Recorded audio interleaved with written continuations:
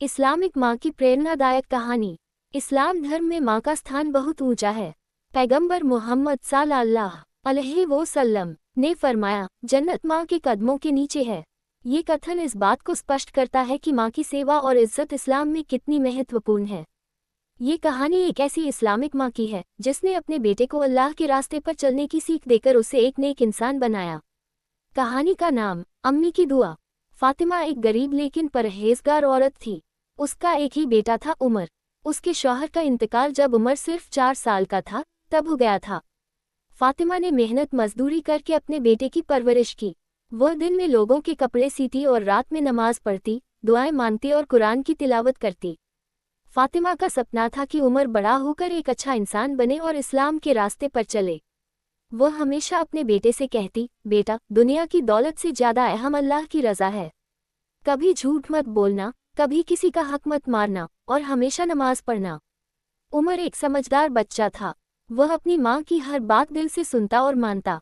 माँ की मेहनत और दुआओं की वजह से वह पढ़ाई में भी अच्छा था। गांव के मौलवी साहब भी उसकी तारीफ करते। एक दिन गांव में एक अमीर आदमी आया जो मदरसे में मदद देना चाहता था। उसने कुछ होशियार बच्चों को शहर में पढ़ने के लिए स्कॉलरशिप देने का ऐलान किया। उमर का भी नाम चुना गया। फातिमा ने बेटे को गले से लगाया और कहा, बेटा, यह अल्लाह का इनाम है, लेकिन शहर की चकाचौंध में अपना रास्ता मत भूलना।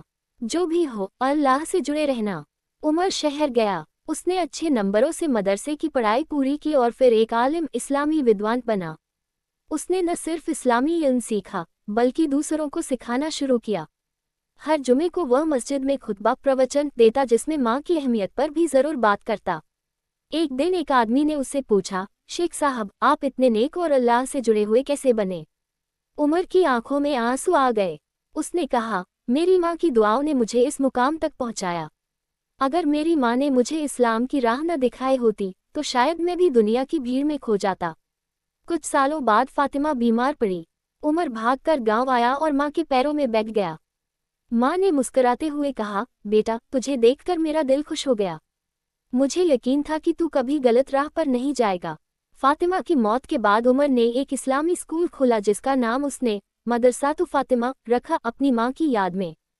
सीख। इस कहानी से हमें ये सीखने को मिलता है कि माँ की दुआ और परवरिश इंसान की जिंदगी को बदल सकती है।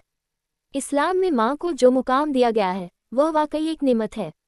माँ की खिदमत करना और उसकी बात मानना एक मुसलमान का फर्ज है।